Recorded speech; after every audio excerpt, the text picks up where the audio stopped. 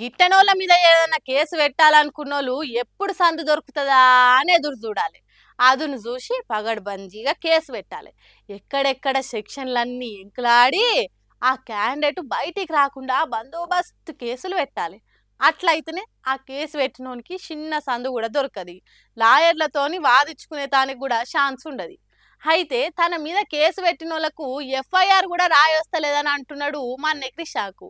మరి గా ముచ్చటేందో చూద్దాం పాండ్రి. మొన్న గచ్చిబౌలి నోటీసులు ఇచ్చినప్పుడు కూడా soda media convener, social media convener అని కూడా రాయలేకపోతున్నారు. పాపం ఎవరు రాస్తున్నారో ఆ టైప్ ఎవరు చేస్తున్నారు. విచిత్రం ఏంటంటే మాదాపూర్ పోలీస్ స్టేషన్ వాళ్ళు కూడా సోడా మీడియా కన్వీనర్ అని రాశారు. ఈ సోడా ఏంటిదా బాబు? సోషల్ మీడియా ఇన్నరా పెట్టిన కేసు కూడా చక్కగా పెట్టకుంటే ఎట్లా? పెట్టిందే తప్పుడు కేసు, అది కూడా తప్పే రాస్తే ఎట్లా అన్నట్టు నవ్వుతున్నాడు మా క్రిషాంక్. ఆ నడుమ హెచ్సియు భూముల వ్యవహారంలో ఫేక్ వీడియోలు ఫేక్ ఫోటోలు విడుదల చేసిండు అని కేసు పెట్టింది కదా సర్కారు.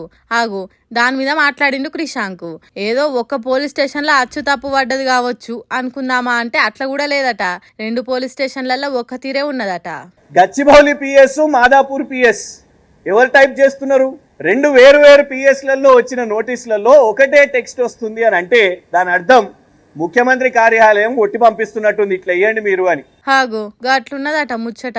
అందుకే సోషల్ మీడియా అని రాకుండా సోడా మీడియా అని రాసిండు కాబట్టి ఇది నాది కాదన్నట్టే కదా. కాబట్టి ఈ కేసు నోటీసులు ఎవరికి ఇయ్యాలనో చెప్తున్నాడు. ఈ సోడా ఏంటిదా బాబు? సోషల్ మీడియా ఇది ఇంకెవరికైనా పోయి ఇవ్వండి. మరి ఏ బిస్లరీ అనుకో కిన్లే అనుకో వానికి ఇవ్వండి, మాకెందుకు వచ్చిస్తున్నారు? ఇన్నరా? హాగో అట్లనట. అంటే చెవులు విండి చేతిలో పెట్టినట్టు చేసిండు మా క్రిషాంక్. కేసు పెట్టిందే తప్పుడు కేసు, దాన్ని కూడా చక్కగా పెట్టకుంటే ఎట్లా అని ప్రశ్నించిండు. ఇగో గిట్లున్నదట పోలీస్ స్టేషన్లలో కేసు పెట్టేటోళ్ళ పరిస్థితి. అందుకే కేసులు పెట్టినోళ్లకు తన మాటలతోనే గట్టిగా గిచ్చినట్టు చేసిండు. మరి దీని మీద పోలీసులు ఏమంటారో చూడాలి.